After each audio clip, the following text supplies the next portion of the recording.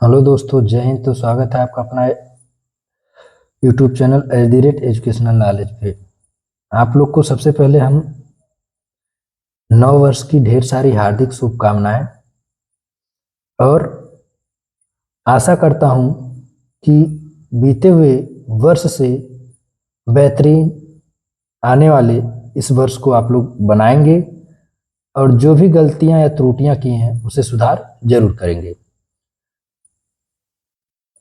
देखिए, नए साल की जो भी हम सेलिब्रेशंस करते हैं, इसका मतलब ये नहीं है कि बस खुशियों को बांट लें या धूमधाम से मना लें। नए वर्ष का मतलब होता है कि कुछ हमें नया सीखना चाहिए, कुछ हमें पुराने गलतियों को छोड़ करके नए चीज़ों के बारे में सोचना चाहिए। इसी के साथ शुरू करते हैं हम अपना क्लास। आज का हमारा जो क्लास है, यह मॉडल पेपर बोर्ड परीक्षा की दृष्टि से बनाया गया है और उसमें हम लोग 20 क्वेश्चंस का बहुविकल्पी प्रश्न बड़े ही आसानी से और सरल भाषा में कर चुके हैं। तो आज उसी का देखिए, हम लिखा है खंड ब। खंड ब में देखेंगे अत लघुत्तरी और लघुत्तरी प्रश्न। जो भी यहाँ प्रश्न है वह कहीं ना कहीं 2022-23 के मॉडल पेपर पे ही आधारित है और कुछ हमारे पूछे गए प्रश्न भी आपको मिलेंगे। और आप लोगों से एक निवेदन है कि जो भी क्वेश्चन हम करवा रहे हैं, इसको कहीं ना कहीं आप लोग प्रीवियस ईयर पेपर अगर मिल रहा है तो उससे जरूर मैच करिए कि क्या क्वेश्चंस ये सही हो रहे हैं या नहीं हो रहे हैं। और आप लोग जो भी कमेंट्स में त्रुटियां या कमियां हैं, हमें कमेंट्स के माध्यम से जरूर भेजिए। चलिए, ज़्यादा समय न लेकर के हम क्लास को शुरू करते हैं। हमारा जो पहला प्रश्न है, प्रथम विश्व युद्ध के पश्चात होने वाली महामंदी के कारणों की समीक्षा कीजिए। अब देखिए, जो भी प्रश्न आप लोग देखेंगे, इसका उत्तर हमें कम से कम 50 से 60 वर्ड में देने होंगे, क्योंकि बोर्ड परीक्षा में लगभग 80 वह पूछता है, लेकिन हम 50 से 60 यहाँ बोल रहे हैं। पहले चीज़ों को देखिए, समझिए, उसके बाद नोट डाउन करिए। प्रथम विश्व युद्ध के बाद होने वाली महामंदी के कई कारण थे, जैसे युद्ध के दौरान सेना से जुड़े सामानों की मांग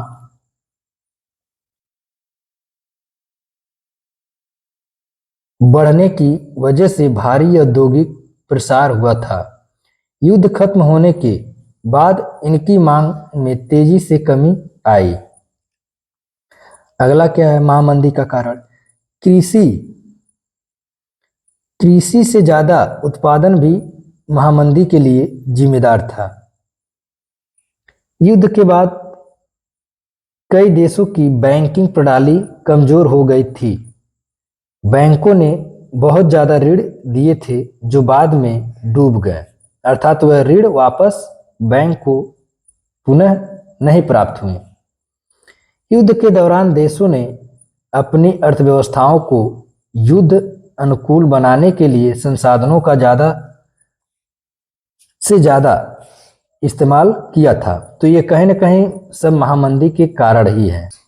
अगला हमारा जो प्रश्न है, सत्ता की साझेदारी लोकतंत्र की आत्मा है।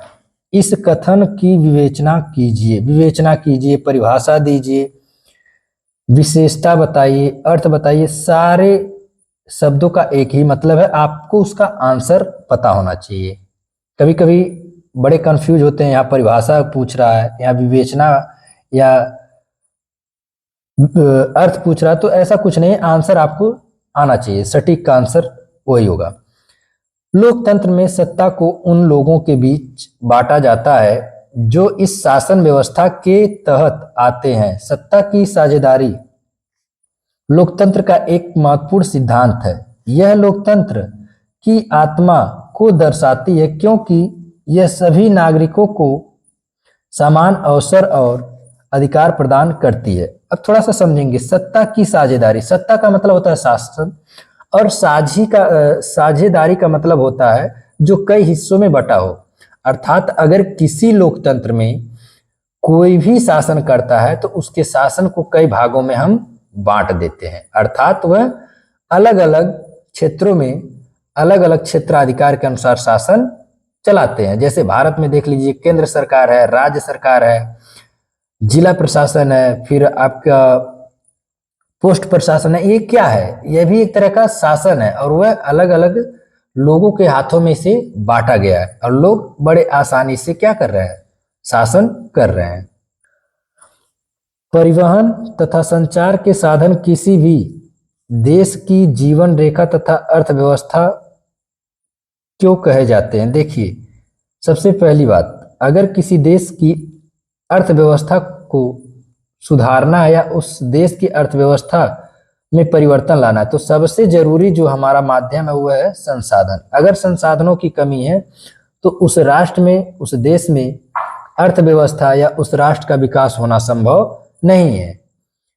इसका आंसर देखते हैं। परिवहन और संचार के साधनों को किसी देश की जीवन रेखा और अर्थव्यवस्था परिवहन और संचार के साधनों को किसी देश की जीवन रेखा और अर्थव्यवस्था कहा जाता है क्योंकि ये देश के विकास में कई तरह से मदद करते हैं। ये देश के अलग अलग हिस्सों को जोड़ते हैं और जरूरी सामान पहुंचाने में मदद करते हैं। ये उद्योगों के लिए कच्चा माल लाने और तैयार माल को ढोने में मदद करते हैं। ये कृषि पर बहुत ज़्यादा निर्भर करती है। संचार के जरिए व्यापारी दूसरे व्यापारियों से जुड़ते हैं। ये सामाजिक और सांस्कृतिक संपर्क को भी बढ़ाते हैं। तो ये था हमारा परिवहन तथा संचार। अगर हमारे पास संसाधन नहीं होता तो क्या हमारे देश की जो बहुत अधिक मात्रा में कृषि उपज होती है हम दूसरे देश ले जा पाते या दूसरे देश से जो भी चीज़ों को खरीदते हुए हमारे देश आ पाता, नहीं आ पाता। तो किन कारणों से आता है? संसाधन, क्योंकि संसाधन ही वह एकमात्र माध्यम है जो एक स्थान से दूसरे स्थान तक लाने और ले जाने का कार्य करता है। अगला क्वेश्चन देखेंगे, अच्छे बाजार के प्रमुख लक्षणों की संक्षेप में विवेचना कीजिए। अच्छे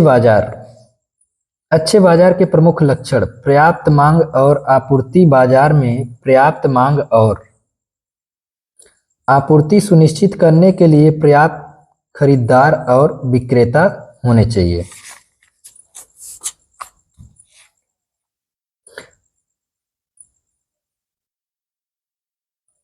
कम लेन देन लागत, अच्छे बाजार में वस्तुओं के आदान प्रदान में क्रेता और विक्रेता को कोई लागत वहन नहीं करनी पड़ती।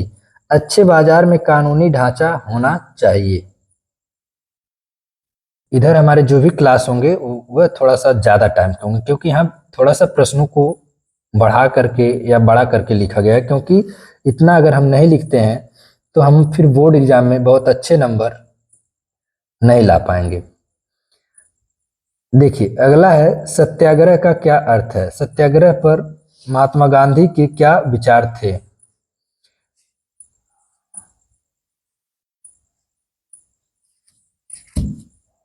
गांधी जी ने सत्याग्रह को एक अच्छे उद्देश्य के लिए दृढ़ता के रूप में वर्णित किया था। उनके मुताबिक सत्याग्रह के जरिए प्रतिशोध की भावना या आक्रामकता का इस्तेमाल किए बिना सिर्फ अहिंसा के जरिए अन्याय की चेतना को जगाया जा सकता है। गांधी जी के मुताबिक सत्याग्रह से हृदय परिवर्तन हो सकता है। अर्थात महात्मा गांधी जी अहिंसावादी थे। गांधी जी ने सत्याग्रह के विचारों को ब्रिटिश शासन के खिलाफ संघर्षों के दौरान प्रतिपादित किया था। उन्होंने व्यक्तिगत सत्याग्रह की शुरुआत साल 1940 में की थी। इस सत्याग्रह में गांधी जी द्वारा चुना हुआ सत्याग्रही पूर्व निर्धारित जगह पर भाषण देकर आंदोलन किया था। अर्थात वह अंग्रेजों का विरोध किए, उनका आंदोलन किए, लेकिन कैसे? अपने विचारों से, अपने बुद्धि से, अपने शिक्षा से, अहिंसा तरीके से, न कि हिंसा करके। और उन्होंने अपने आंदोलन में सफलता प्राप्त की। अगला हमारा जो प्रश्न है वह है लोकतांत्रिक सुधार का क्या अर्थ है। लोकतांत्रिक सुधार या राजनीतिक सुधार का मतलब है लोकतंत्र की चुनौतियों को दूर करने के लिए दिए गए सुझाव या प्रस्ताव। इसका मकसद लोकतंत्र को मजबूत बनाना और आम नागरिकों की राजनीतिक भागीदारी को बढ़ाना होता है। लोकतांत्रिक सुधारों के जरिए लोकतंत्र की कमजोरियों को दूर किया जा सकता है।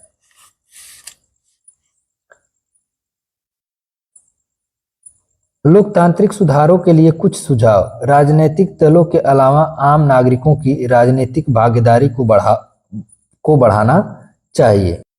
अगला हमारा जो प्रश्न है, वैध शासन का क्या अर्थ है? वैध शासन का मतलब है कानूनी रूप से लोगों द्वारा चुनी गई सरकार। यह सरकार देश के नागरिकों के प्रति जवाबदेह होती है और लोगों को राजनीतिक व्यवस्था में भाग लेने देती है। वैध सरकार देश के प्रबंधन में होती है और राजशाही व्यवहार में काम नहीं करती। इसके लक्षण क्या है? लोगों द्वारा चुनी जाती है, यानी जो लोकतंत्र में सरकार चुनी जाएगी, यह किसके द्वारा चुनी जाएगी? लोगों के द्वारा। देश के नागरिकों के प्रति जवाबदेह होती है, यानी देश के जो प्रत्येक नागरिक हैं उनके साथ अगर कोई भी घटना घटित होता है तो उसकी जवाबदेही कौन होता है? सरकार अर्थात प्रशासन। लोगों को राजनीतिक व्यवस्था में भाग लेने देती है। भारतीय इतिहास में द्वैध शासन का मतलब है प्रांतों को सौंपे गए विषयों का दो श्रेणियों में बंटवारा करना। यह दोहरे नियमों या सरकार की व्यवस्था को भी दर्शाता है। भारत सरकार अधिनियम 1919 के तहत ब्रिटिश भारतीय प्रांतों के लिए द्वैध शासन की स्थापना की गई थी। तो इन प्रश्नों को बड़े ध्यान से देखिएगा और अच्छे से समझिएगा। अगला हमारा जो प्रश्न है, भारत में पाए जाने वाले मोटे अनाजों का उल्लेख। मोटे अनाज क्या क्या होते हैं? आप लोग सुने होंगे मोटे अनाज, लेकिन होते क्या है, किसको कहते हैं, इनके लाभ क्या है, इसके बारे में हम थोड़ा सा यहाँ जानेंगे। भारत में पाए जाने वाले मोटे अनाज: ज्वार, बाजरा, रागी, कुटकी, सावा, कंगनी, चना, कोदो। नाम सुने होंगे, ये होते हैं मोटे अनाज। मोटे अनाजों को मिलेट्स भी कहा जाता है। ये छोटे छोटे दानों वाले अनाज होते हैं। इनमें fibre, protein, vitamin, calcium, phosphorus, zinc, iron, immuno acids जैसे पोषक तत्व भरपूर मात्रा में पाए जाते हैं। ये ग्लूटेन फ्री भी होते हैं। भारत में मोटे अनाजों की खेती को बढ़ावा देने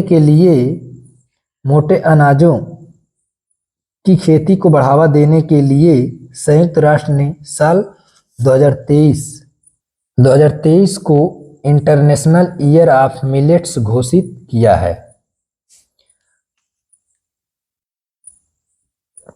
भारत में मोटे अनाजों को प्रमुख उत्पादक राज्यों में राजस्थान, आंध्र प्रदेश, तेलंगाना, कर्नाटक, तमिलनाडु, महाराष्ट्र, गुजरात और हरियाणा शामिल हैं। अर्थात ये ऐसे राज्य हैं जो मोटे अनाजों की पैदावार को बढ़ावा देते हैं, अर्थात प्राथमिकता देते हैं। मानव विकास सूचकांक क्या है? मानव विकास नापने वाले मूलभूत अवयवों का वर्णन कीजिए। मानव विकास सूचकांक एक ऐसा सूचकांक है जिसका उपयोग